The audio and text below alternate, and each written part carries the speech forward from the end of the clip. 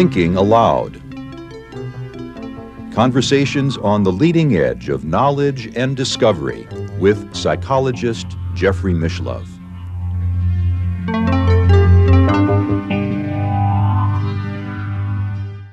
Okay, everybody, I believe I am live right now. I know there's a short delay, so I'm just going to turn that screen off for a minute. It's a pleasure to be with you once again. This is our second live stream. I know that there's quite a bit of anticipation for the questions, the tough questions that you'll be asking and that I'll be answering. I want to talk for about 15 minutes, and then I'll try and address as many of the tough questions as possible.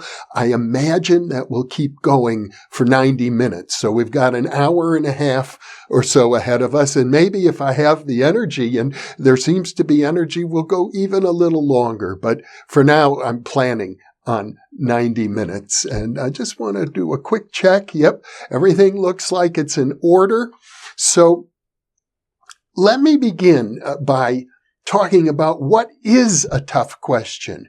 What does it mean to have to answer a tough question? Because there are many different kinds of tough questions. There could be questions of a scientific nature that we just don't know the answer yet, or questions of a religious and theosophical and philosophical speculations where the best that we can do is try to come up with some logically coherent response.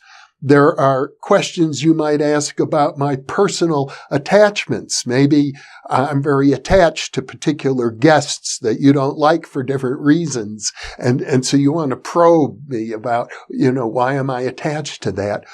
But it occurred to me that the most difficult question that any of us can answer is questions about our own shadow side, about our own darkness. And you see, while I was contemplating what I would be saying during this live stream, I had a dream. And the dream really provided an answer for me. And it was not a comfortable answer, to be honest, because the dream was a nightmare. I had it just a couple of nights ago.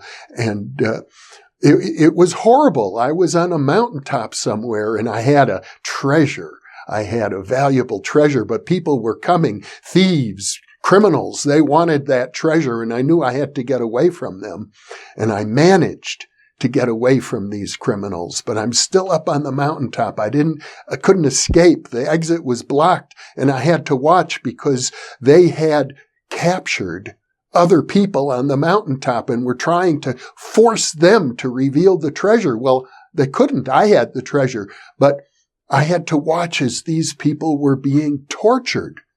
I mean, in my nightmare, I could see through the bushes into where the criminals had a cabin, and they had hostages, and they had big blades, and they were chopping these people up into pieces. And I woke up and I was just terrified, having seen this image, this horrible image. I don't normally get nightmares, I can tell you that. My dreams are usually very pleasant.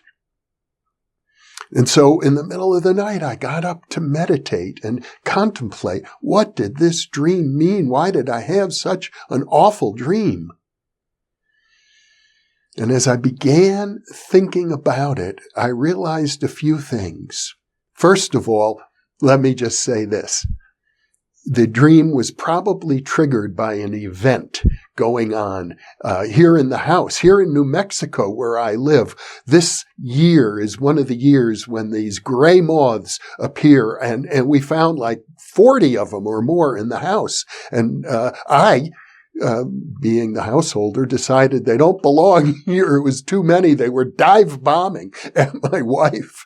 And so I managed to hunt them and kill them. And I used a vacuum cleaner to suck them up. And the vacuum cleaner, you could actually, it's one of those see-through, you could see their little bodies spinning around and they're being dismembered in the vacuum cleaner. And then I'd empty the vacuum cleaner into the toilet, and the moths would be, their wings would be torn off, their bodies would be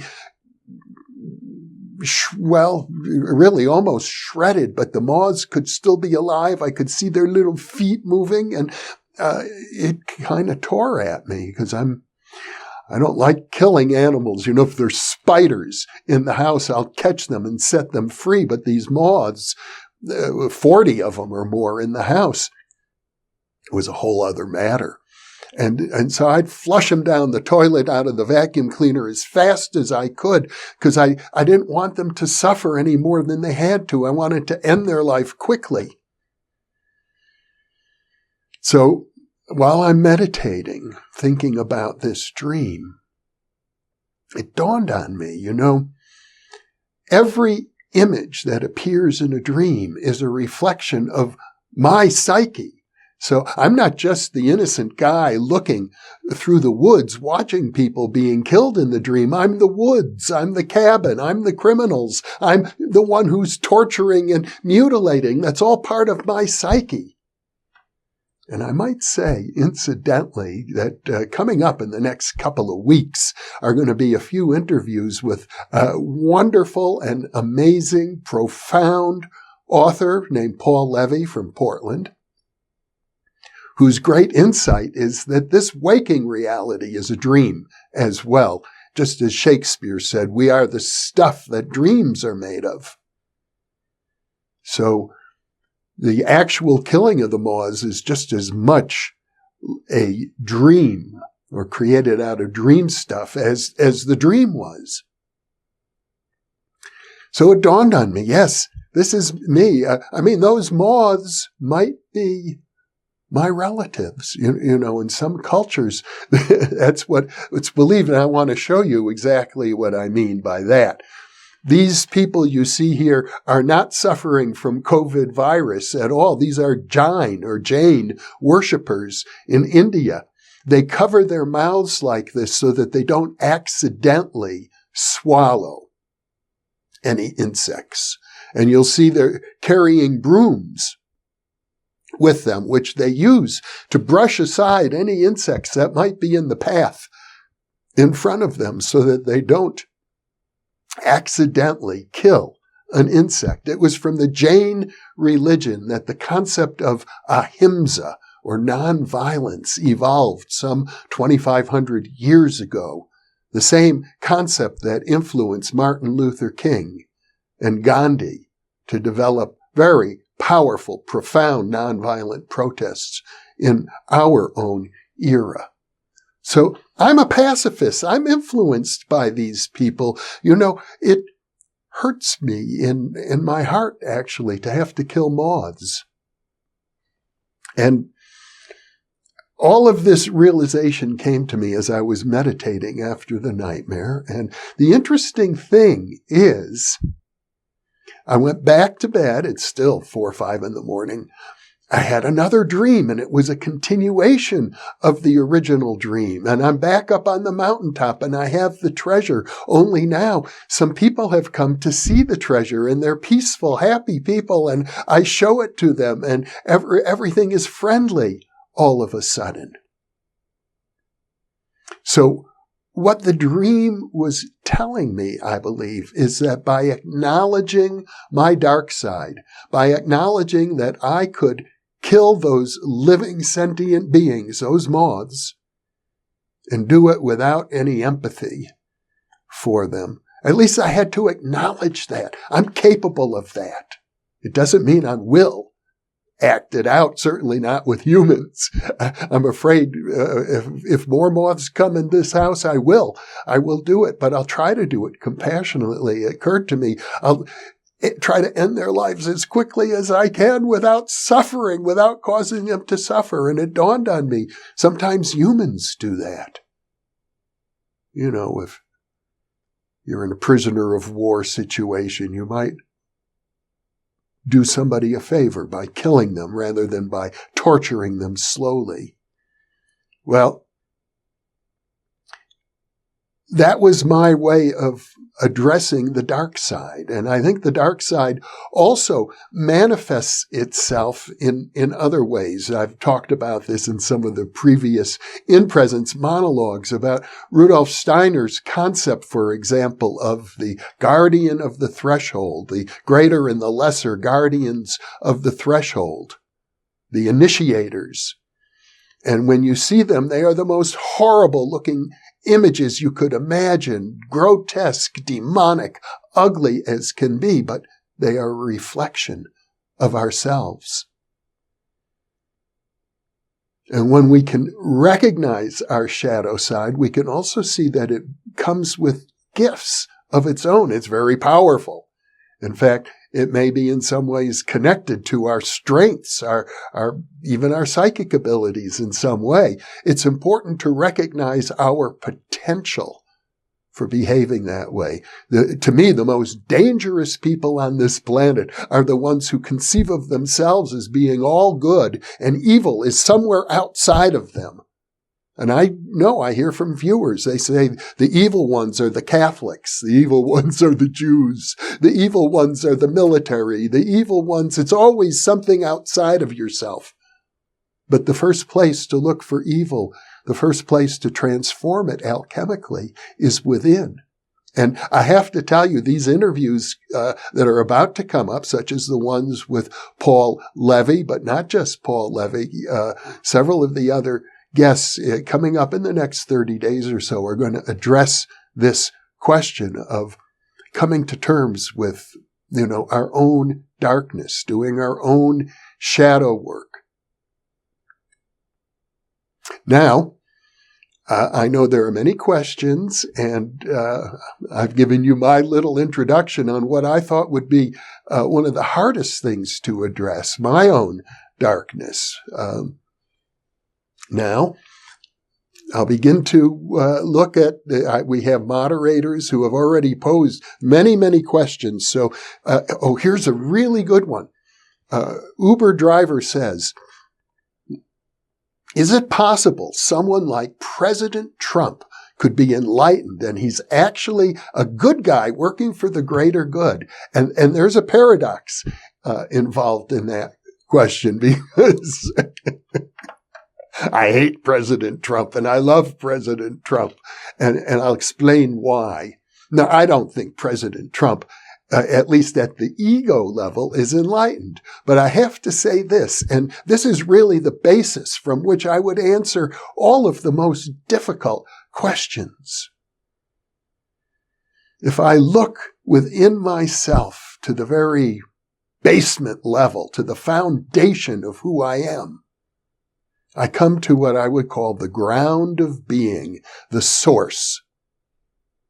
And the source of who I am, as has been well explicated in Vedanta philosophy in the Upanishads, when they say Atman, meaning the essence of the soul, equals Brahman, the essence of the universe. My source is the same as your source, is the same as Donald Trump's source, is the same as the source of everything in the universe, from the most distant galaxies to the tiniest of molecules, to the most elevated saints, to the most horrible sinners. We all come from the same source. And in that sense, everything is enlightened. Everything is already unified. We are all one, as Christians might say, we are all one in Christ, or we will become one in the cosmic Christ at the end of time, as Teilhard de Chardin might say. That's my bottom line. I identify with the whole universe. So things that people may think of as just awful, there are people who think Donald Trump is a savior. I don't. But at a deeper level, I think, the universe as a whole is good, including every bad thing within it.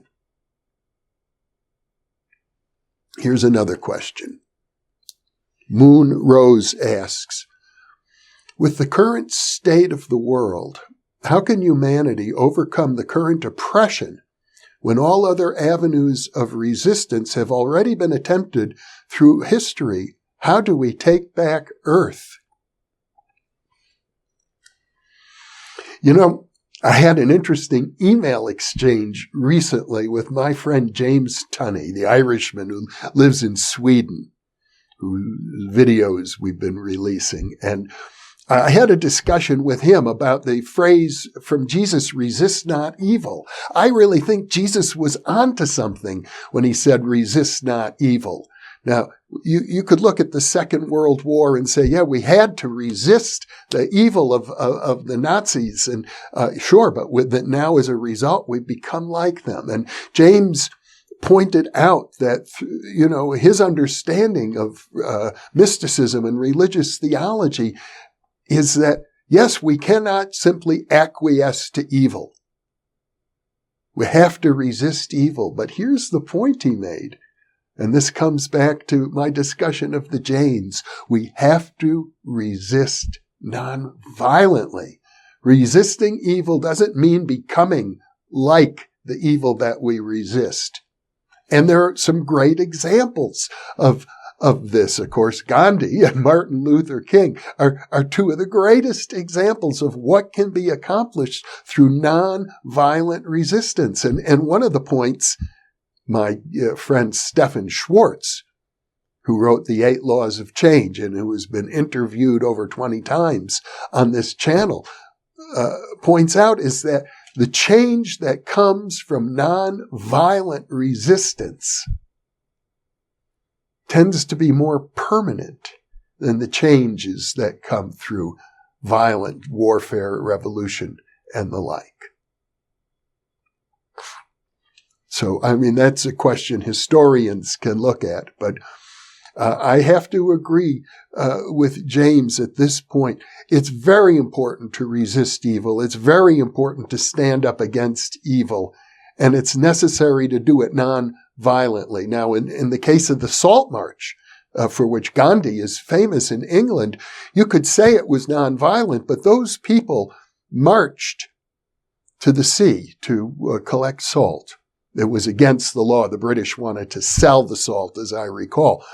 But they had British soldiers there, and they were clubbing these people brutally. Nonviolence doesn't mean that you're not going to be the victim of violence, unfortunately. It's a willingness to be that victim. And, that was publicized before the whole world. The brutality of the British Empire in India is one of the main reasons that they realized they had to give up their colonial control of the Indian subcontinent. A major, major change that was effected by Gandhi without an army, without weapons. He had an army of nonviolent resistors, you might say.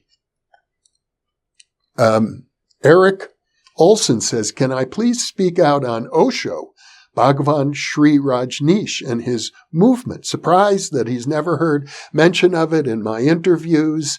I don't know a lot about Rajneesh. I've met some of his followers. Having been around as long as I have been, I can say, yes, my good friend Ted Mann, sociologist at the University of Toronto, actually wrote a book about him and his movement.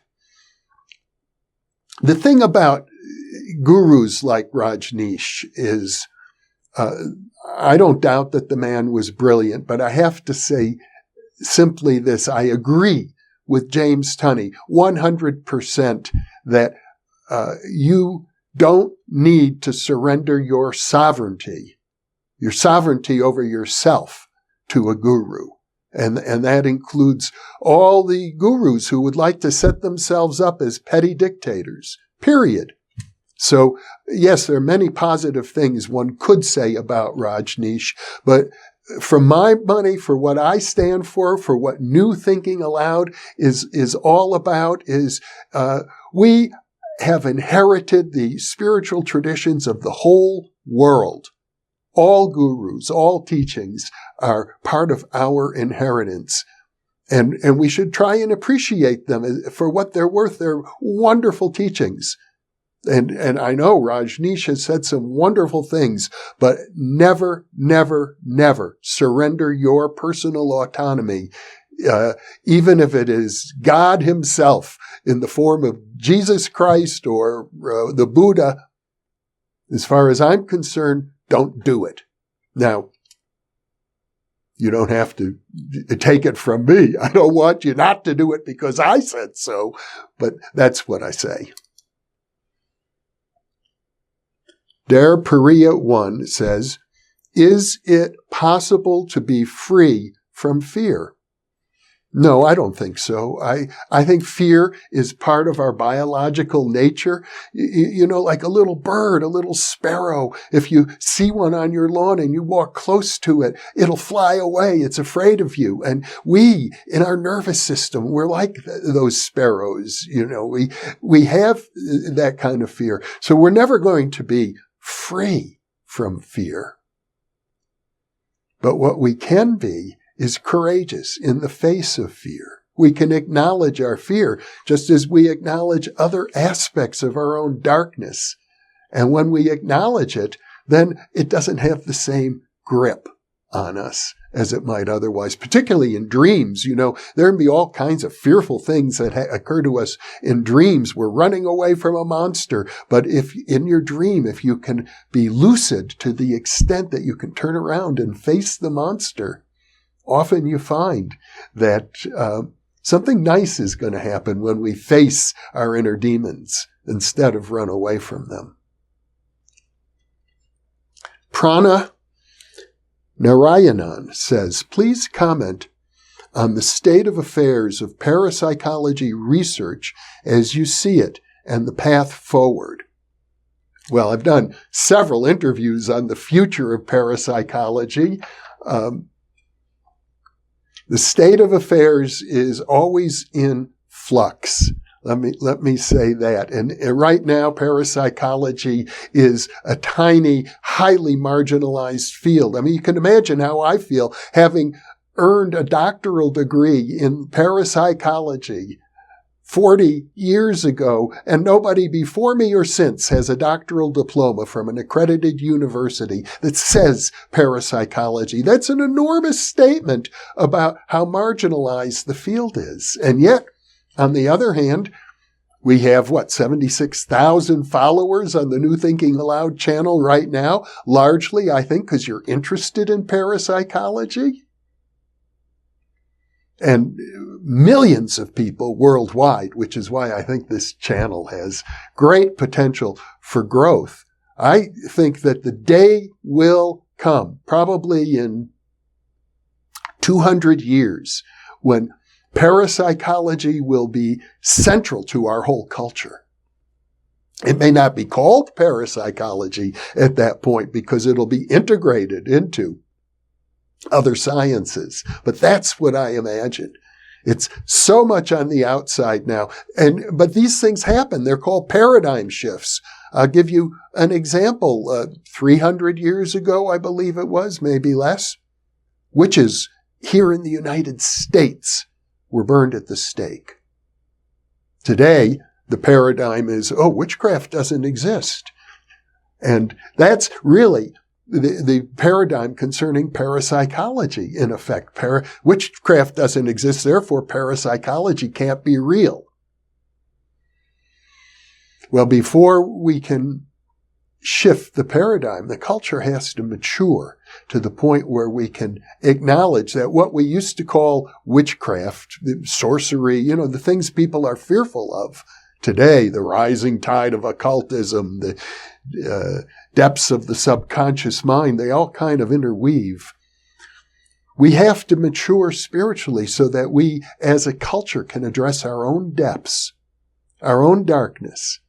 When people can look inside of themselves and not be afraid of what they see and not be defensive. Freud developed a whole theory of defense mechanisms, the things that we do to prevent ourselves from recognizing that which is inside of us. We don't want to know what's in our own minds. Well, it has to change on a cultural level before parapsychology will be widely accepted. So, I don't know, maybe it'll take 1,000,000 years instead of 300 or 200.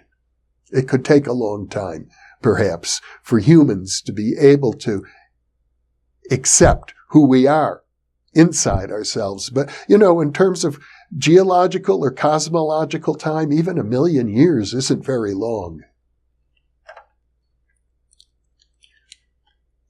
Der Paria 1 says, do you think we have chosen to be born in this family that we live? If yes, can we change the family karma? Well, you're asking me to speculate about metaphysics. And if I had to, and it really is a speculation because I don't have anything solid to go on here, but my best guess is yes, we do choose our circumstances. And my sense is that in between lifetimes, when this choice is made, we have spiritual guides, we have advisors. We're able to see things from a higher perspective. We're able to understand the lessons that we need to learn. We have a much deeper sense of the purpose of life and why we would go through such a drama as this. And the second part of the question was, if yes, can we change the family karma? Well, that's usually what it's about. Why we go into, let's say, a situation of abuse. And you know what? The interview that I referred to earlier with Paul Levy, interview number 2 with Paul Levy, it may not be released until early June, I think. He talks about growing up in a family that was so abusive. It drove him crazy, literally right into the arms of the psychiatric system and into the criminal justice system as well. It took him some 40 years to come to terms with it. But one of the points he makes is that if you look at the ancient mystical traditions such as Kabbalah from Judaism, but not just that, you see that one of our purposes here is to free the sparks of light, the sparks of divine light that are shrouded in darkness. That's part of our mission, and that comes through changing the family karma. It doesn't mean we always succeed in doing it, but we are probably here to give it our best effort. Der Paria 1 asks, what is the meaning of life?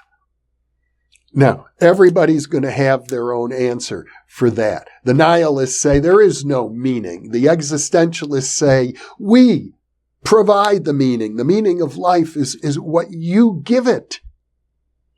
My answer is the meaning of life, and maybe the purpose of life, is to live life as fully as you can. To find meaning, to make meaning, and to do it in every way you possibly can, to pursue your passion. I feel so grateful that I made choices in my lifetime to pursue my passion. Those were the best decisions I ever made. Rosanna says, how long do the souls of dead relatives stay around us? Oh boy. I can only speculate about something like that. And my best speculation is that it's different for each person, that when you die, you're returning to a realm beyond space and time that we know, a realm of spirit. There are many different options available. You can hang around the physical plane and communicate with your relatives. I think typically that might occur for 2 to 3 weeks. For some people who are dedicated, like psychical researchers who really want to prove from the other side the existence of survival, they might be engaged in some kind of communication for years. I don't think everybody necessarily gets reborn. I think you can just merge into the light if you're ready to do that, as is said in the Tibetan Book of the Dead. I do think that reincarnation is a possibility for some, maybe many. I don't know how many. I don't think everyone necessarily has to reincarnate. Some people when they die, they don't know that they're dead. So they just kind of hang around and they think they're still alive, actually, even though it's a very strange experience for them. And they may hang around for a longer time. Other people, known as hungry ghosts, they still have their addictions for tobacco, for sex, for alcohol, for emotional excitement. They may hang around longer. Other people are ready to move on faster. So, like with everything else, I think there's a bell curve. Maya Iseva says, Dear Jeffrey, thank you for your hard work. What do you find most fascinating and mind-boggling in the field of parapsychology? Well, if you read my book about my study of Ted Owens, the PK Man, that's some of the most mind-boggling material I have ever encountered. But you see, Maya, there's something much deeper than all of the titillating excitement that can come from parapsychology. And it's what I would call the mystery of being altogether. Why does something exist? Why does anything exist? Why is there something rather than nothing? The great miracle is that we're here at all. The great miracle is this conversation right here and now, as mundane as it may seem, using electronic technology. That's the most mind-boggling thing, is that we exist.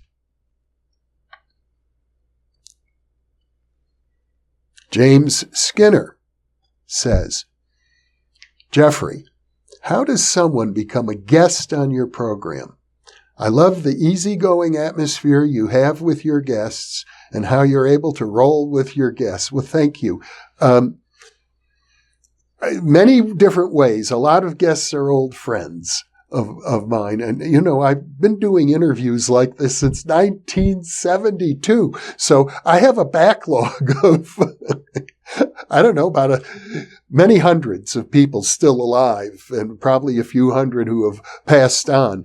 But so I draw on people whose work I know. And very often the viewers will suggest someone and I'll look into it, or people will send me their books and I'll check them out. And for example, James Tunney, who has now become one of our most popular guests, sent me his book, The Mystical Accord. And it sat around in my library for a few months before I actually had the time to look at it seriously. And when I did, I recognized that this is a man of great profundity, and invited him to come to Albuquerque. And he hopped on a jet plane and flew from Sweden to New Mexico to be interviewed. So it can happen like that. I have to feel a certain intuitive sense that this is going to work out well. And so it's very subjective at the end of the day, who I'm going to select. But on the top of my list are people who are making contributions to the field of parapsychology, and in one way or another. And I mean that in the broadest sense of parapsychology. Those people are going to get the greatest priority in terms of being interviewed by me on this channel. Jenny Rook says, have you ever interviewed a committed atheist, someone like Richard Dawkins? Would you ever consider doing so? I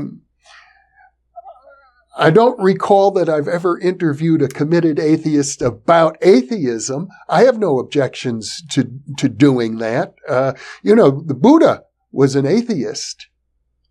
It's not as if you can't be a very spiritual person and be an atheist. So I suspect I've interviewed atheists. I'm not sure that I'm not an atheist in the same sense that the Buddha was. I think there's a lot to be said for atheism. However, if you combine atheism with dogmatic scientism and a kind of sneering attitude towards anything associated with religion, like Richard Dawkins often does, I have little use for that.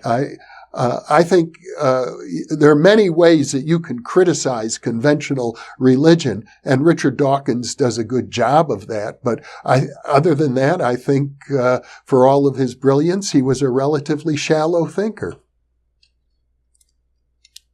Henry Bolanos says, "What is the relationship of nature to consciousness?" That's an interesting question, and I can't claim that I could give you an authoritative answer. In some ways, it's metaphysical, but I lean towards the philosophy of Bernardo Kastrup, who's been interviewed on this channel many times, and we have more interviews planned. Bernardo is a metaphysical idealist, and basically he would say, consciousness comes first. Before nature existed, there was consciousness. And nature exists within consciousness. In fact, everything we consider, the physical world, the three-dimensional world of space and time, is made out of mind stuff, consciousness itself. That's the view towards which I lean. And let me just say this, I can perfectly understand somebody saying the opposite, saying, no, nature comes first. Consciousness emerges out of nature. It might seem equally true. And here's the paradox that I want to get to. And that is, I think there are different levels to reality. And when you're at one level, it's obvious that consciousness comes first. When you're at another level, it's obvious that nature comes first. And reality itself is so paradoxical that they can both be true. Hossein Yousifi, I hope I'm pronouncing that right, says, "Hello, Jeffrey. What is the toughest enigma or question you have ever faced?"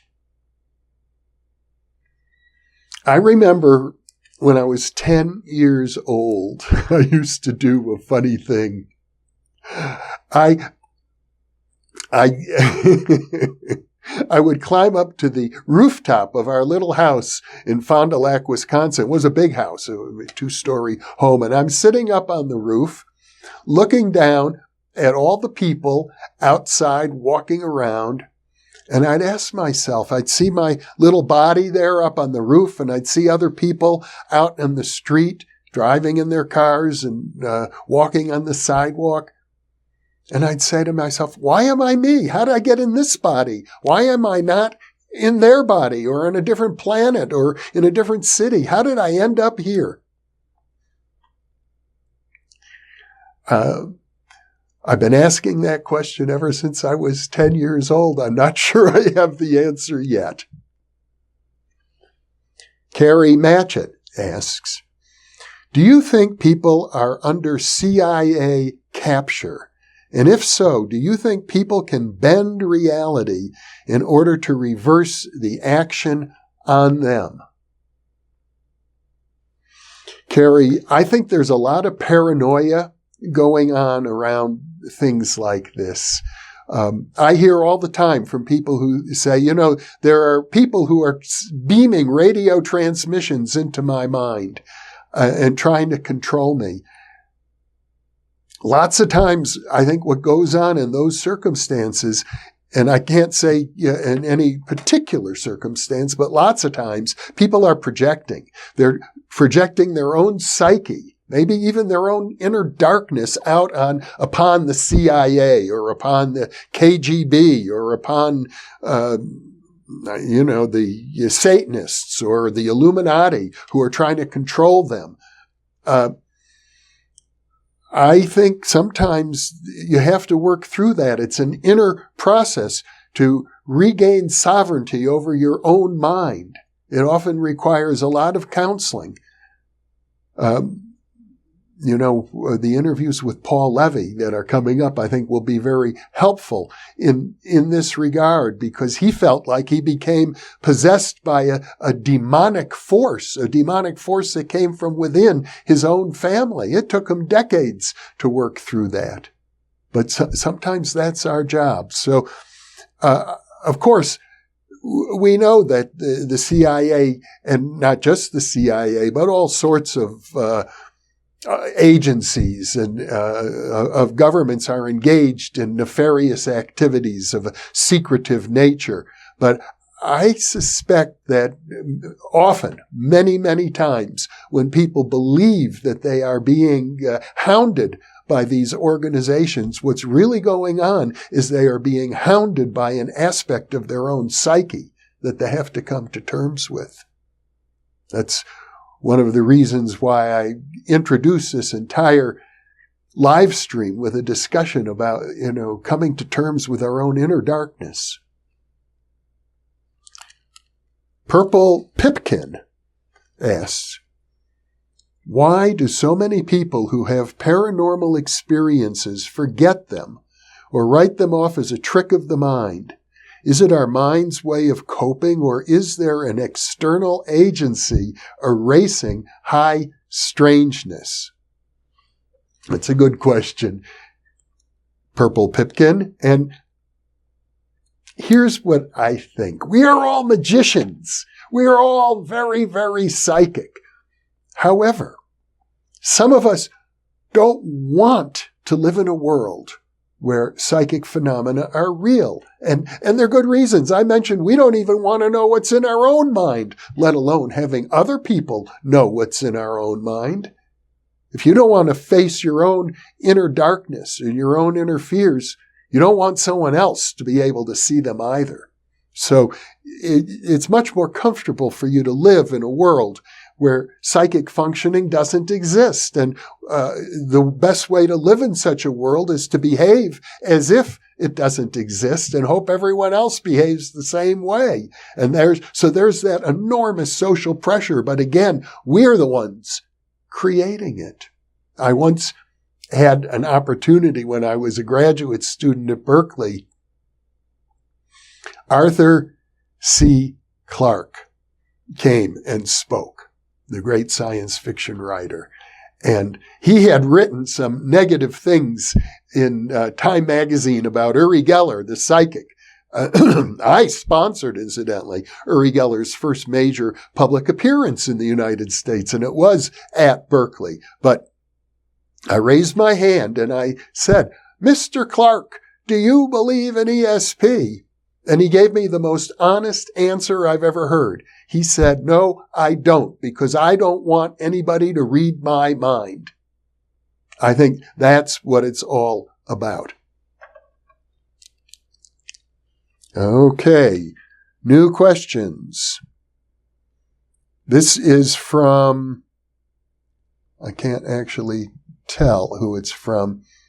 I would like to ask the Seth material, my thoughts and the influence it had on you. Any plans on inviting someone with knowledge? The Seth material has had very little influence on me. I've read one of the books. The book I like the best by Jane Roberts, the author of the Seth books, was The Education of Oversoul 7. It was a novel.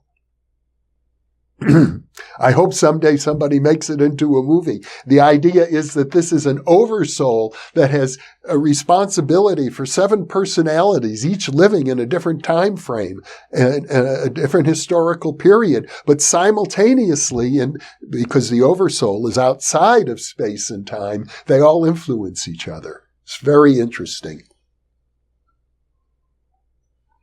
So I think Jane Roberts is a very brilliant, creative writer, but the Seth material has had a minimal influence on me. And that's probably true of almost all channeled material. I find it fascinating, but I can't say of all the profound influences on me, it's not high on the list. João Camacho. Would I moderate a debate between Jason Georgiani and Jordan Peterson. Interesting topics between them. The Noble Lie, Iran and the West, Mithras and Hermes. Thank you. Are you inviting me to moderate a debate? Yeah, if somebody invites me to do it, I probably would, but I have no interest in organizing such a debate. Luis Castro. Hello, Dr. Mishlove. If you could please answer a two-part question. What is my opinion on DMT and near-death experiences and how they relate to each other? Who were your most influential guests? Thanks. That's not a two-part question. That's two separate questions. I've never taken DMT, so I don't have much to say about it, although I've interviewed several people about DMT. I've taken lots of psychedelics, I can say that, and enjoyed them.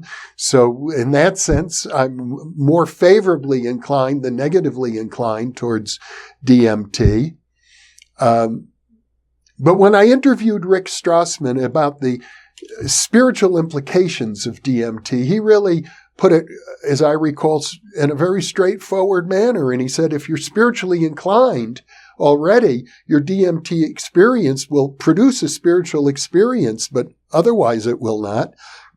And again, I guess it goes back to Timothy Leary's dictum about set and setting. I think near-death experiences are very profound and very real and very important.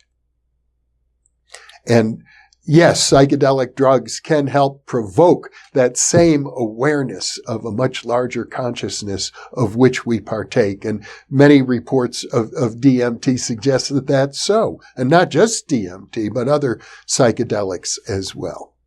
Who were my most influential guests?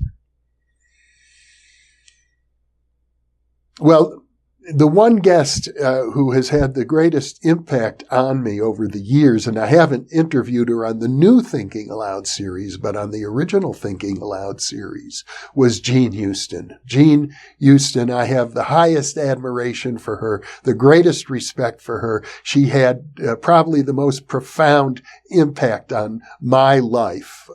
If there's one living person who I consider a great role model, although she's far more talented than I am, it would be Jean Houston.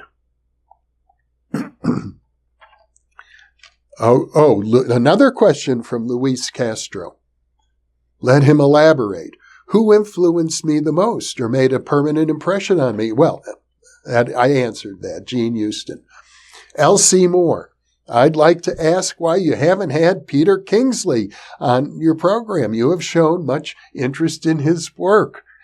Yeah, I'd love to get Peter Kingsley. I hope it will happen. The last I heard, he was on a remote island somewhere, taking time to be in solitude in the middle of the Mediterranean without even good internet access. So, if it happens, it happens. There are a lot of other people I'd like to interview, and I just don't know if it's because they're busy or they have higher priorities, whether we'll get them or not. Another one is Alejandro Jodorowsky. I'd really love to interview him, but he's busy making movies. L.C. Moore. I just answered that question. David Smith. My question is, do you do any meditation practice? If yes, can you elaborate on the technique, duration, etc.? In my life, I've practiced many different kinds of meditation, transcendental meditation, Kundalini yoga meditation, Buddhist meditation.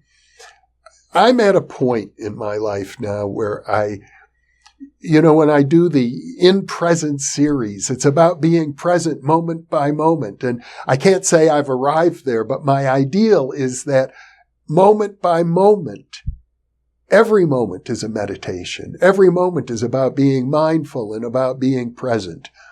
Now, that said, I tend to meditate in the middle of the night. If I cannot sleep, if I find myself wide awake in the middle of the night, I will use it as an opportunity to sit and meditate. I don't have any set routine or ritual or length of time. I just sit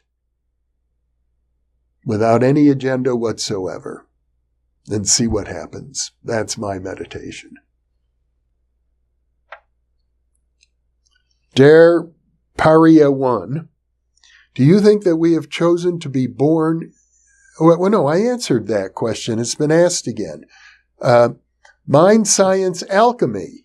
Is Ted Owen's instructions available? And would you say that the program is a derivative of Silva Mind Control? What I have is an audio file of the original training I took in 1986 with Ted Owens when I was in a hotel with him and he hypnotized me almost the whole time. So it's all hypnotic experiences. I don't know, it's maybe 3 or 4 or 5 hours total of hypnotic inductions. And to my knowledge, Ted Owens developed this training program before Jose Silva ever showed up with Silva Mind Control. Maybe there's some overlap. For all I know, Silva borrowed it from Ted Owens, although I doubt that. Okay. I see some questions are getting in here multiple times. I'm going to speed forward a little bit. I'm sorry if I overlook some questions, but it appears there are going to be many more than I really have time to address. Nothing is as it seems, says. My question, do you think we have premonitions because they will come true in our future? Are they like a sneak preview of our future? Well, often it happens that way. Sometimes people have premonitions for the purpose of avoiding what may come. You know, there have been studies about disasters where someone did William Cox was the parapsychologist, as I recall, who did this research on train crashes, and he found that the numbers of passengers on the trains that crashed was less than the passengers on the same train a week before, same day of the week, or the day before, the day after.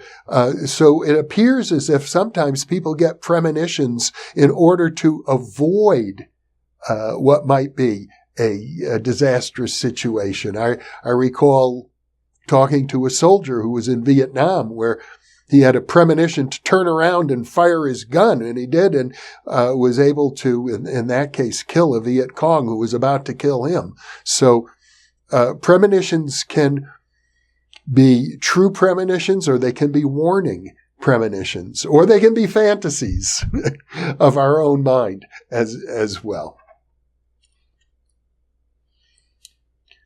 Adora Inanna says, hello, Jeff. Love your show.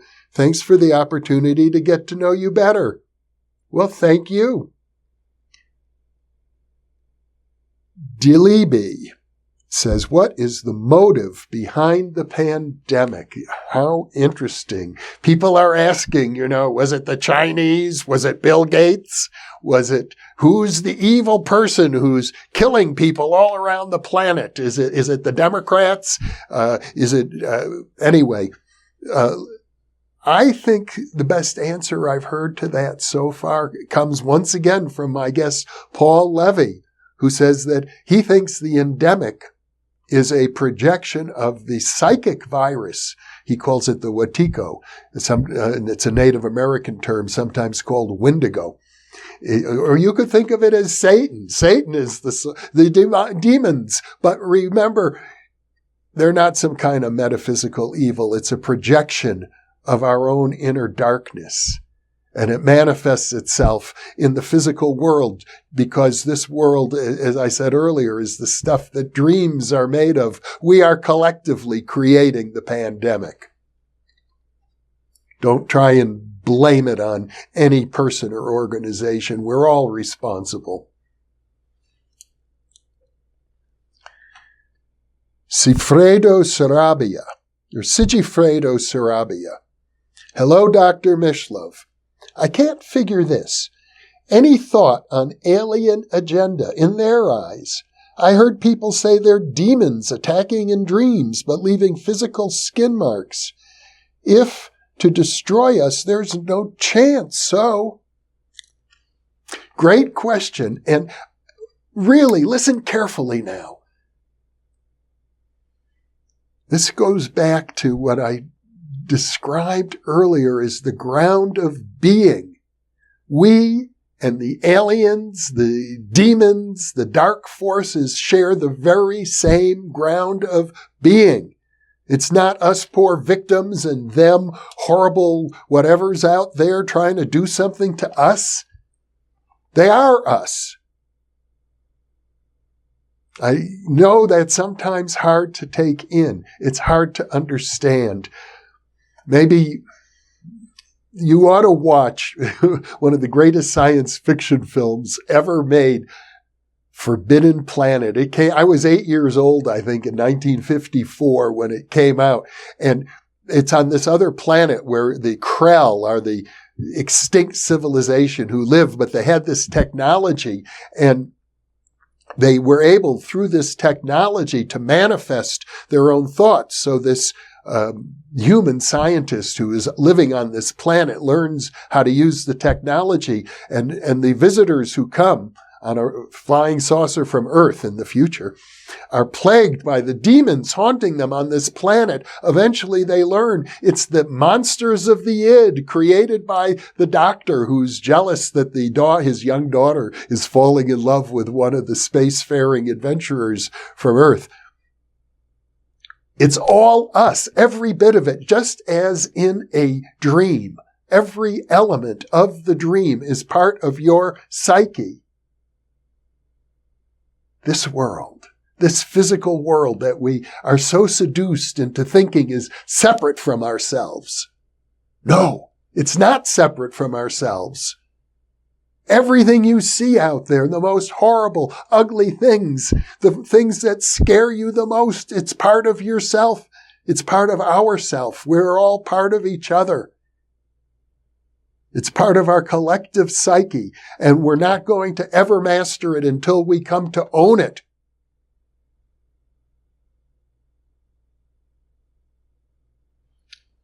Agnes Jones says, what paranormal activity would you most like to investigate more? What piques your curiosity the most?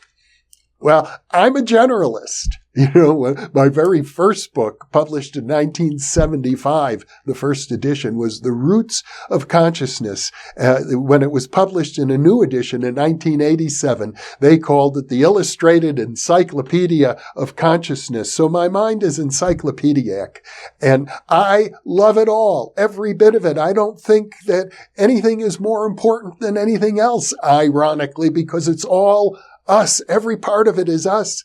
And the great mystery is why we're here at all.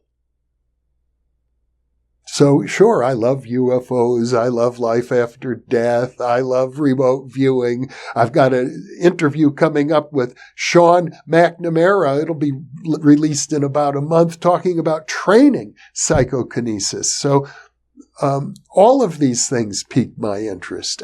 All of it does. That's why I do so many hundreds of programs here. They're, the most trivial, boring subject, like the Peruvian soil reports or something, are just as interesting to me as the tip of my nose.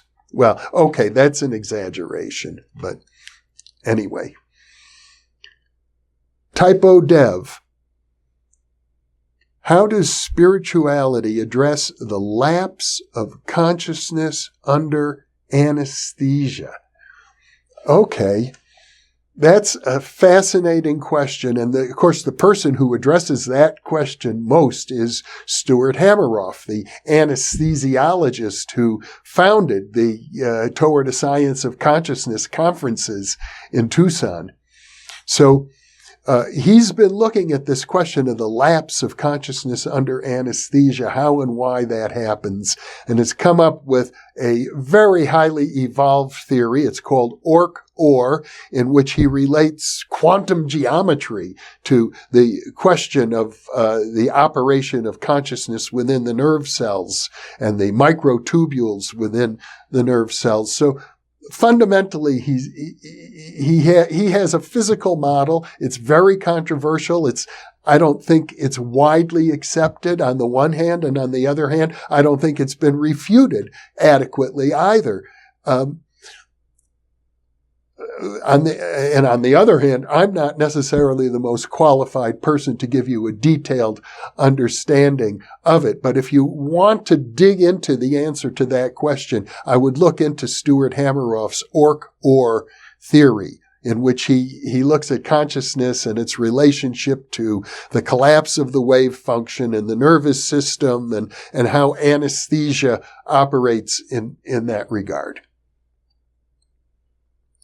Fire Tools says, "Thank you for everything you do and for helping enrich my journey. You are very welcome."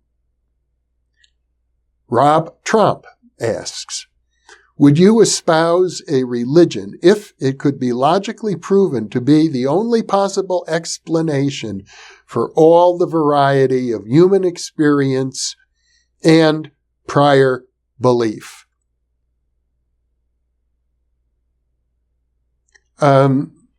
I would entertain espousing such a religion if it could be logically proven like that. I guess one would have to take that very seriously. And I have done some videos in the past regarding what I call the theology of the third millennium. So I think it's possible that we could come up with a theological understanding which is really quite consistent with science and with consciousness. And I see it's been an hour, so my intention would be to go for another half hour for those of you who can stick with me. Harlan Muller asks, "What are the limitations of scientific methods in the study of the paranormal and the spiritual?"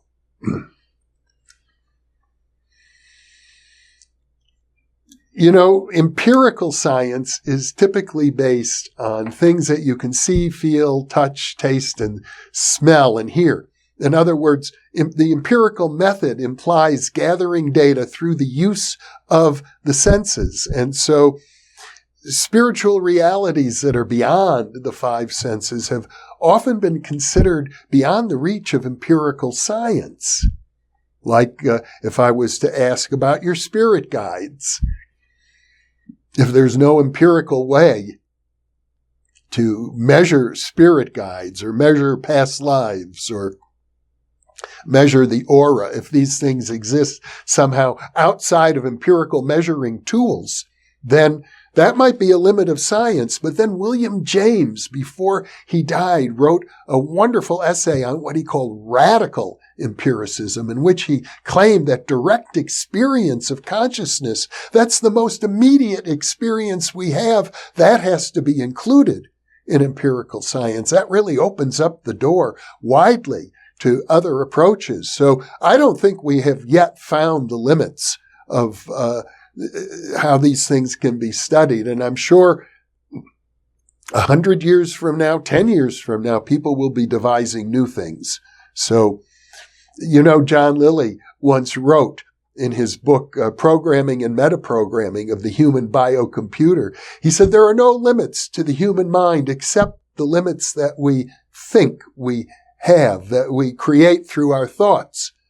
And then even those limits are to be transcended. And I suspect the same is true of the scientific method itself.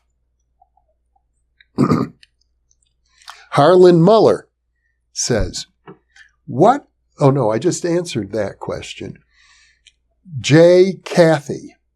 I hope I'm pronouncing it right. Well, anyway, do you employ any of Norm Shealy's energy medicine advice? I take vitamin C.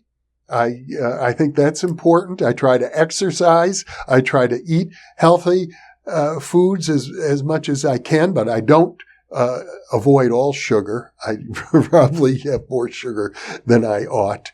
I think Norm Shealy is in many ways a role model. Look at the man. He's 87 years old and healthy as can be, even though he's had serious medical problems in his life. So, yes, I employ his recommendations, and that's why I made a point of posting his recommendations for COVID-19. And not only that, we've even made a point of translating that particular interview into 6 or 7 other foreign languages. The transcripts are now available if you log on to that video in the descriptions that accompany the video. Adam Callan says, can all the suffering in the world be justified by a greater purpose?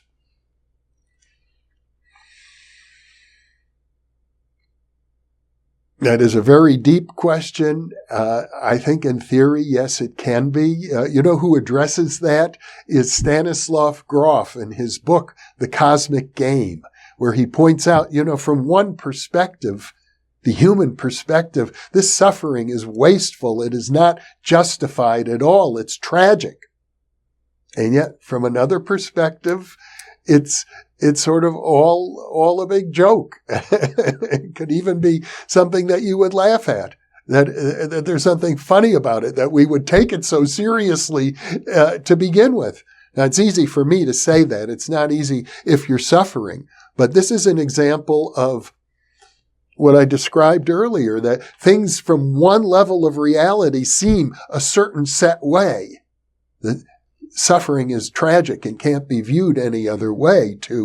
Suffering is part of a cosmic game and ought not to be viewed from any other way. The thing is that both of those realities are true within their own framework.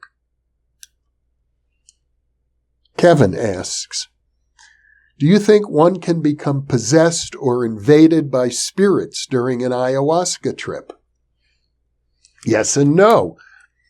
I think possession is quite real, but I want to go back once again to this discussion of the ground of being. There doesn't exist such a thing as a spirit that doesn't partake of the same ground of being as you and me. If we go to the bottom line is the line articulated by the mystics of all cultures and all ages who say, we are one. So any spirit that may possess you is ultimately an aspect of yourself. And for my money, that's the only way you're going to come to terms with it. Fidget Gadget says, can thinking of a crush bother the person? If you've got a crush on somebody, or maybe to put it even more strongly, if you're masturbating while you're thinking of that person, is that going to affect them at some level in their psyche? Why not? Because, you see, telepathy is real, and we are all connected with each other. Every thought that we have ripples out into the universe. So they may not ever know, or they may. Yes, a sensitive person would understand and would feel that.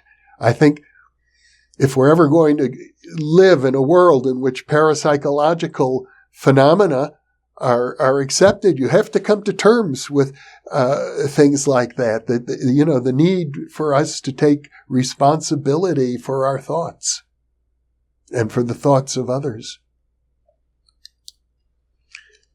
Manuel Oranchia says, do you know who the NASA scientist and quantum physicist Tom Campbell?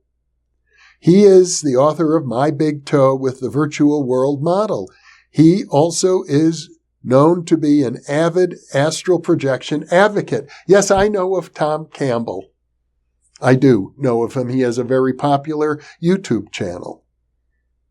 Aaron P. says, what are the latest developments in experimental micro-PK? Is there an experimenter continuing the work of Dean Radin? I would say this, that experimental micro-PK is kind of in a standstill right now. Dean Radin did some very interesting work, and many other people have. At this point, the researchers in the field are sort of still arguing whether it's psychokinesis or a form of precognition, which is called DAT, data augmentation theory, as I recall. People quarrel about it. I don't see a lot of progress in that field right now. It's not particularly well funded, like all parapsychology research.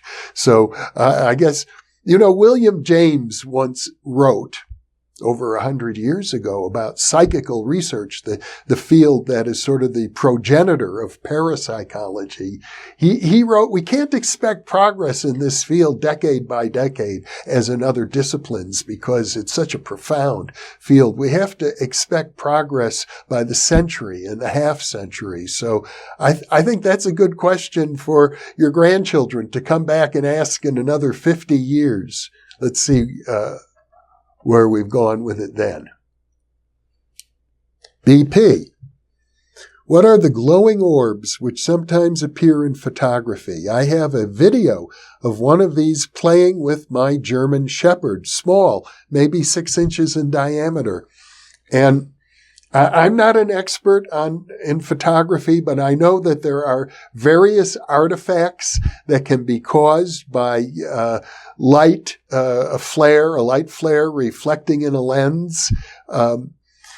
I've even seen videos of these orbs in which it appeared as if the person who couldn't see the orb but was playing with it, the orb was responding. It seemed to the gestures of the person. Now, I think in theory, it's possible that sometimes these orbs represent some sort of an autonomous or semi-autonomous, perhaps a conscious life form, for all I know. But it really takes a photographic expert to judge these things. And I think it's healthy to be skeptical of that sort of thing, to have an open-minded skepticism. Future Shock asks, what are your thoughts on the idea that this material reality, or Earth, is controlled by a malevolent entity who controls a few or many world leaders with promises of wealth and power and receives blood sacrifices and children in return to be part of the same cabal that protects pedophiles like somebody and somebody else who was Epstein, who was very clearly murdered to prevent him from testifying. I think that's highly speculative, way beyond anything I would like to venture into. Some of those ideas come from ancient Gnosticism. I have to go back yet again to my fundamental understanding. We are all connected. There's no malevolent entity out there but ourselves. Instead of pointing a finger at this person and this group and that group, look inside of yourself. That's where you will find the problem. And it may take a lot of work to unroot it if you're so convinced about these malevolent entities out there and so certain that they're not inside of you. Well, we're all swimming in the same ocean of consciousness. We all have to deal with it together. There is no one to blame. There is no one to blame whatsoever. But there is the work in which we're all engaged of waking up. Adam Bell says, what topics do I least like or don't agree with in parapsychology? No, I like every topic in parapsychology, and I have no disagreements really with any of them. If I have a disagreement, it might be with the conspiracy theory people who are quite separate from parapsychologists. The one thing that parapsychology has in common with conspiracy theories is that they're all marginalized. And I think a lot of people come to the New Thinking Aloud channel because they see, well, he's speaking out in favor of a marginalized subject that's not accepted by the mainstream, and I accept these other batches of marginalized subjects. Maybe they have something in common. Well, maybe they do. And maybe what they have in common ultimately is that the answer is within us. And I have to say this over and over and over, especially to people who are inclined to conspiracy theory thinking. Look within yourself. You know, I am a lifelong liberal Democrat, and I can tell you, like practically every other lifelong liberal Democrat, I'm horrified by the behavior of the current president of the United States. I think it's an absolute disgrace. But I also have to acknowledge that President Trump and I share the same ground of being, that he's here for a purpose, that the universe created him just as it created me.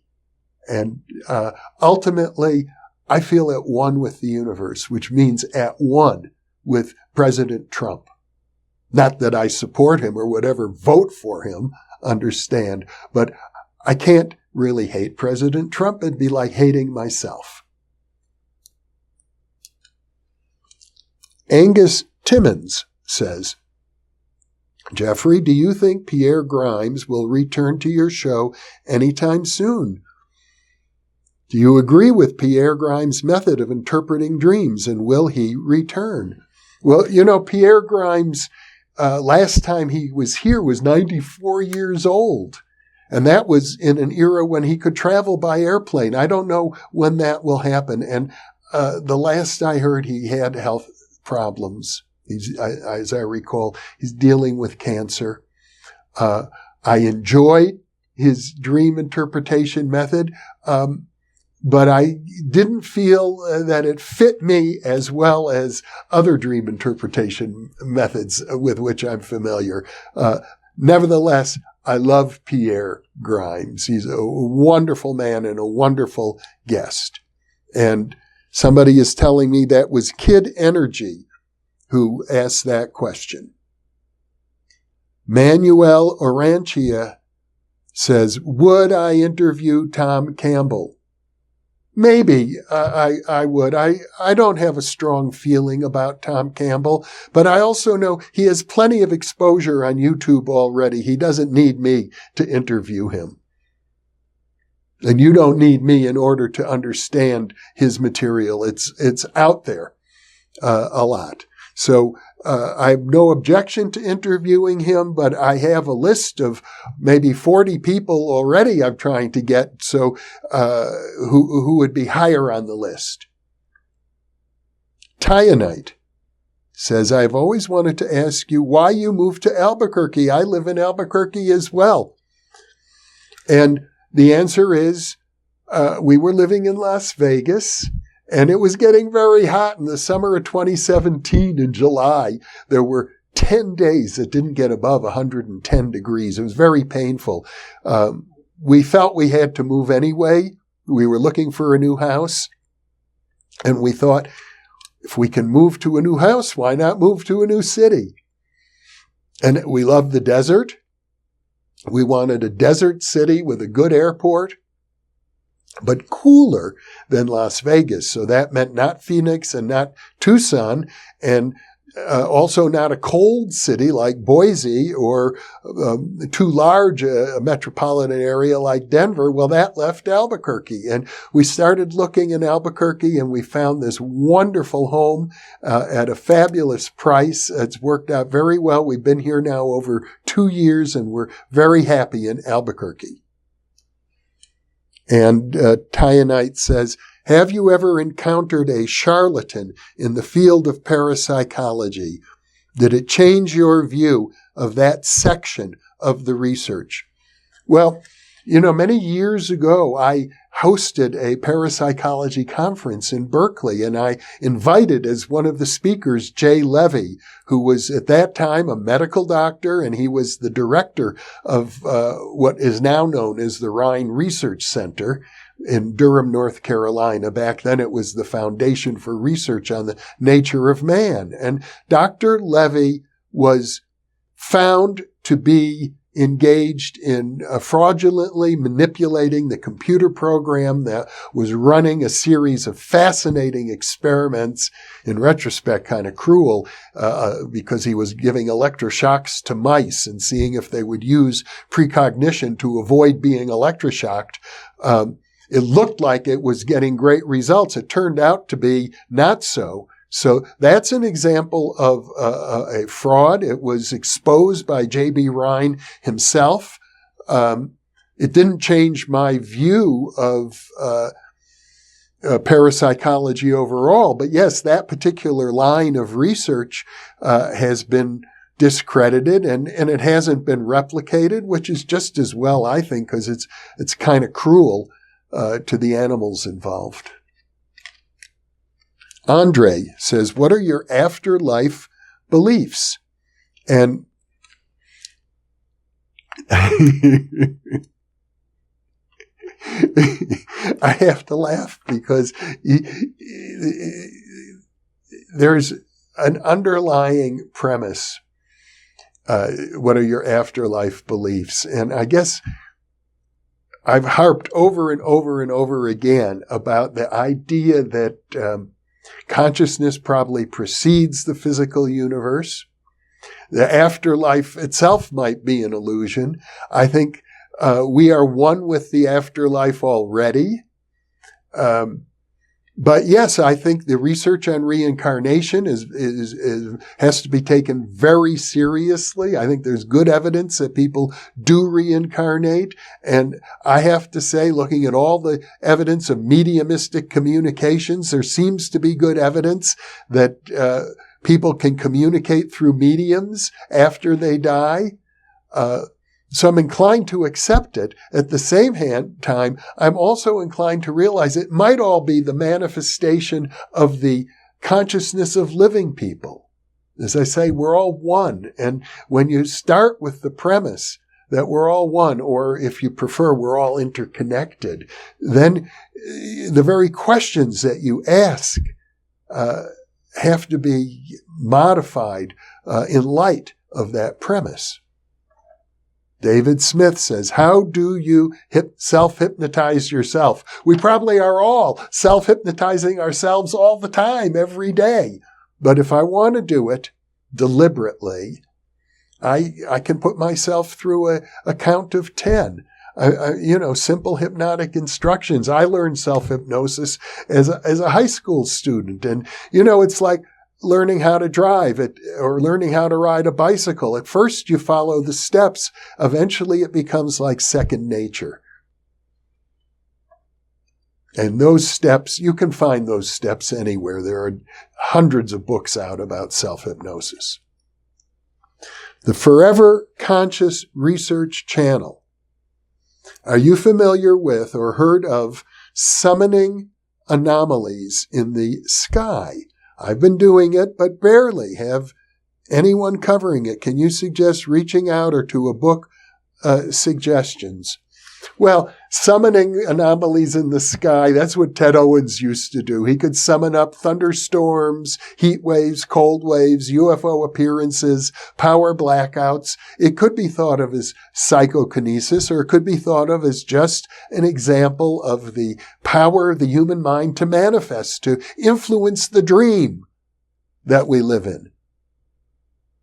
And yes, there are lots of books about it. There are lots of YouTube channels about it. I've even done, as I recall, an InPresence at one time. You can sit and stare at a cloud and make it evaporate, or make it take the shape of a face so it starts talking to you. These things can be done. It's an example of the dreamlike quality of reality. We are such stuff as dreams are made of.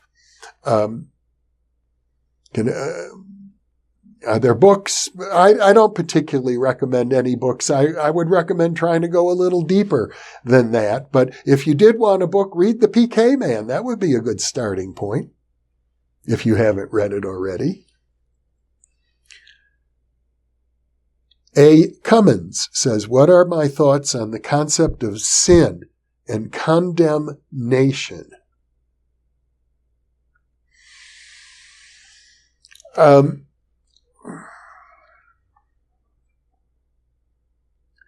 Sin and condemnation.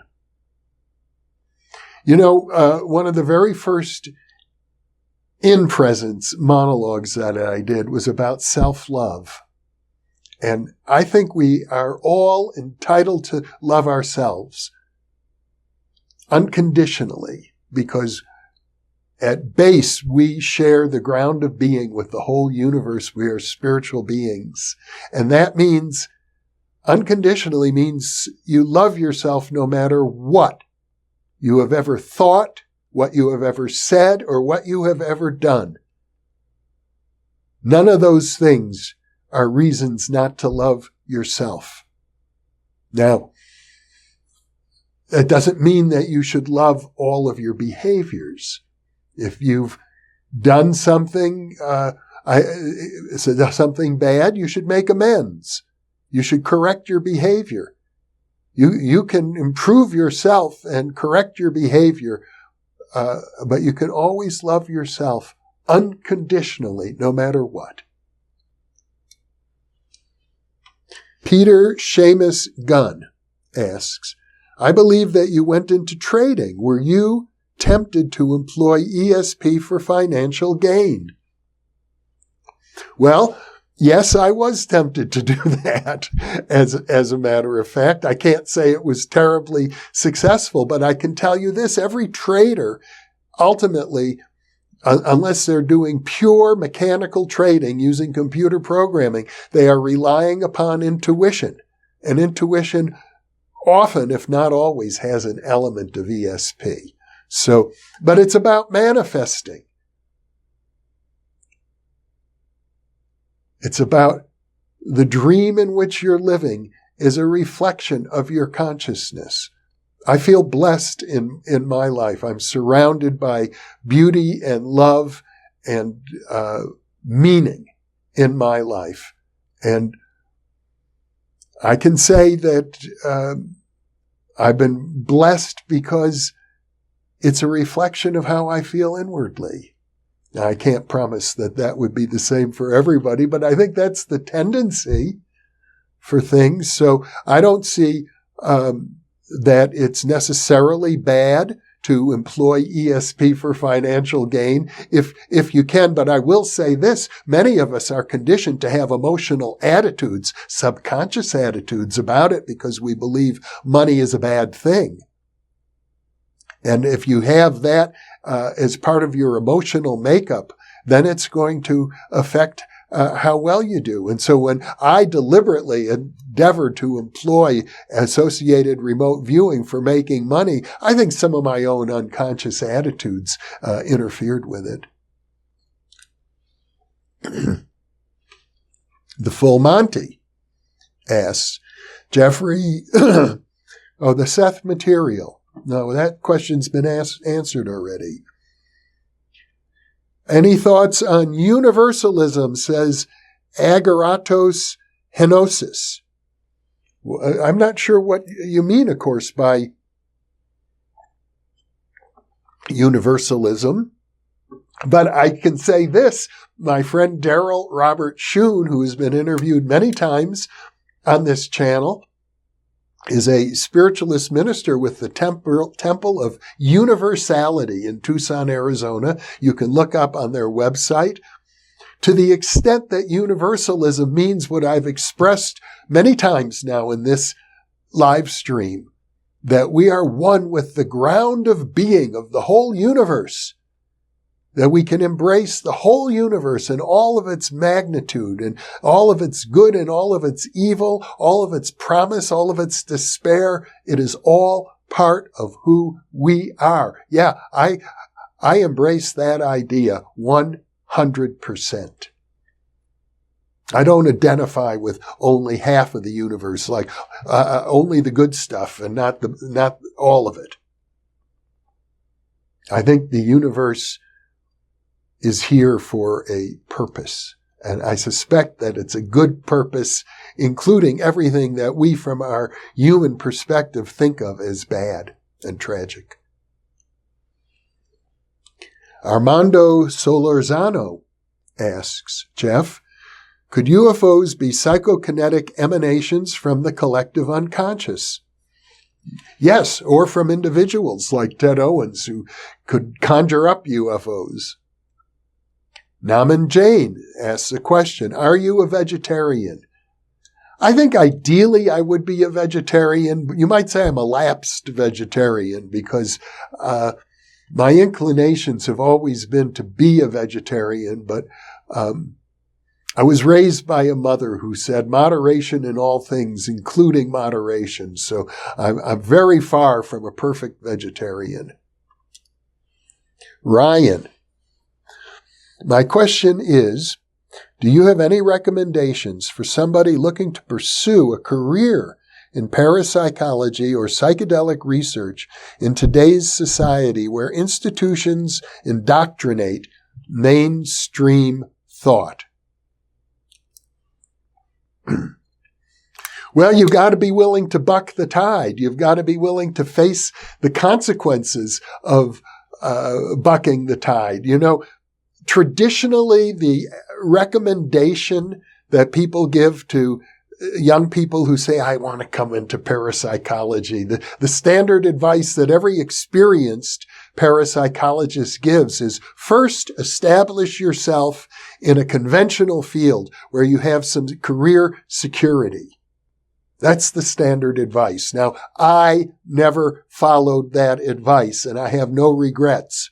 So my advice is for you, look deep within yourself, follow your passion, struggle if you need to struggle, and understand yourself. How much are you willing to buck the tide? You have to know that inwardly. I don't think standard advice is good for anybody. Donal Moriarty says, I know telepathy is real. How do you think it works? And again, it comes back to this. I say it over and over again. It's the most fundamental truth. It's like the kindergarten of metaphysics, but sometimes the lessons of kindergarten are the hardest to grasp. We are all one. That's how telepathy works. We share one mind. That's how remote viewing works. That's how people can sit and concentrate, as in my interview with Sean McNamara, which will be released in about a month from now, suggests he can become one with a pinwheel spinning across the room and make it spin.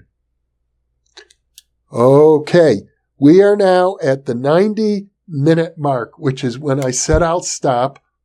I have a little more energy, maybe for those who want to hang out another 15 minutes.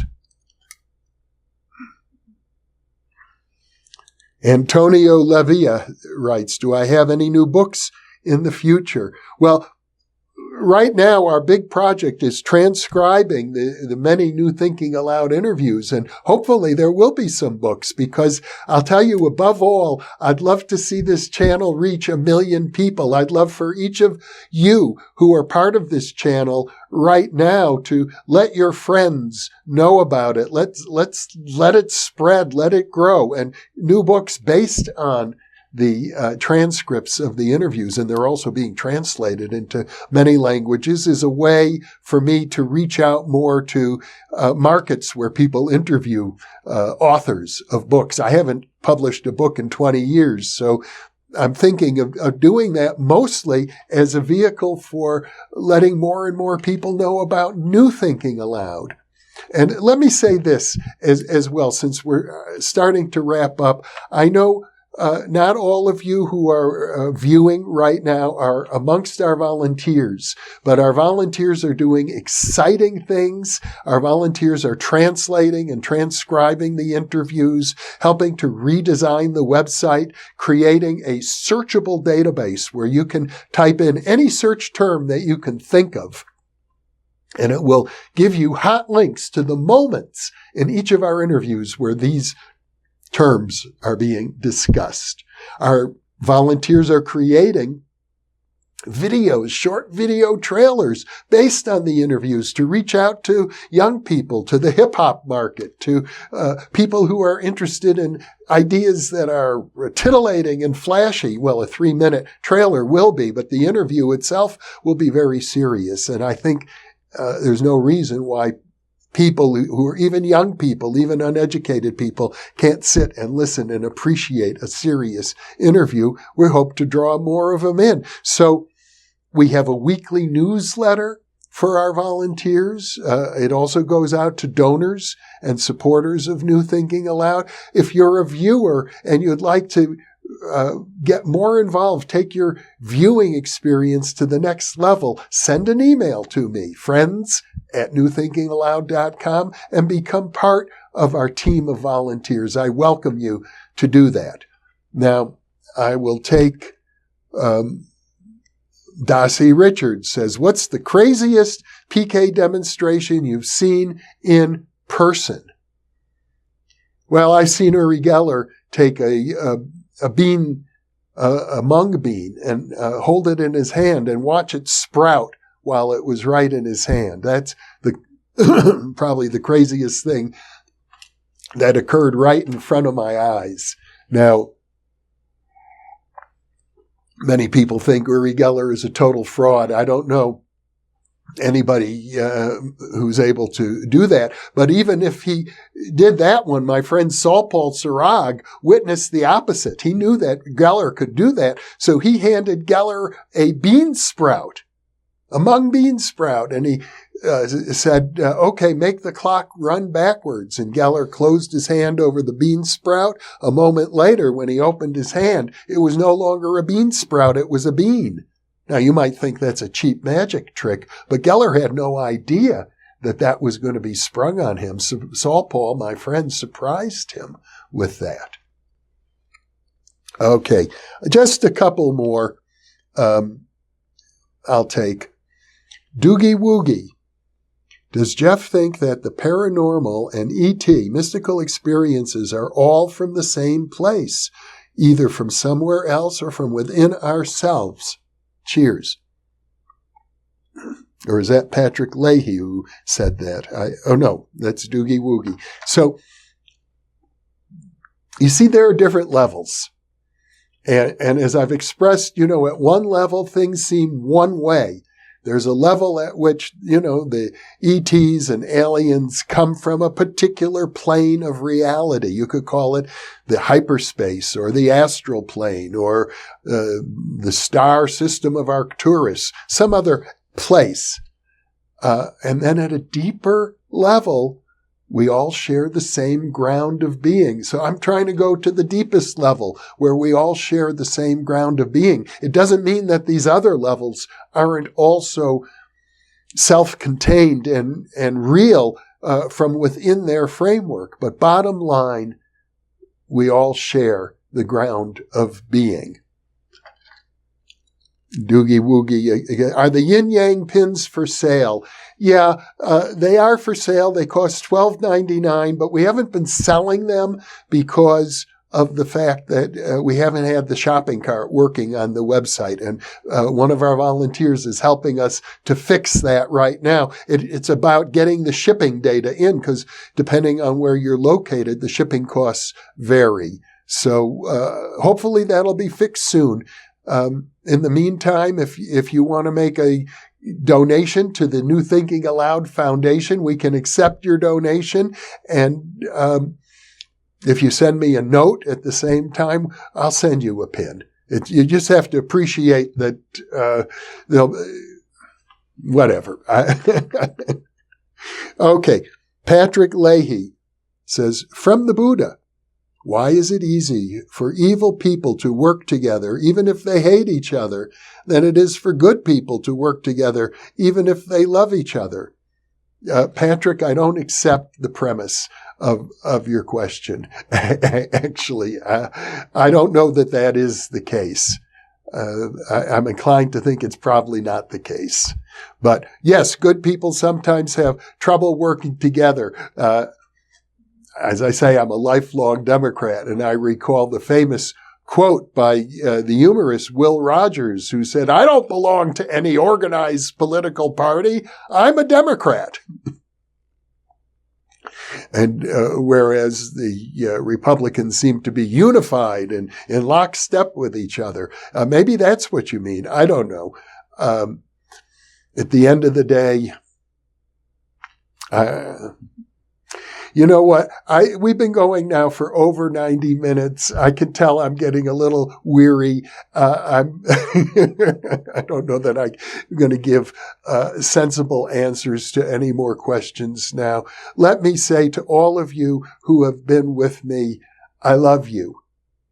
I'm so delighted with the support that I receive from viewers, and especially the support that I receive from our volunteers. I want to acknowledge the volunteers who have been monitoring the questions that have been coming in, Emmy and Jim and Ali and others. I also want to acknowledge Barbara Burton, who is one of our volunteers who first proposed that we start doing live streams. Thank you, Barbara. I want to thank all of you for being here. We will endeavor to save and collect these questions. I know I didn't answer them all, but I'm thrilled to have this opportunity to connect in a more immediate way with the New Thinking Aloud audience. We've got lots of new interviews planned. We have many new exciting developments planned.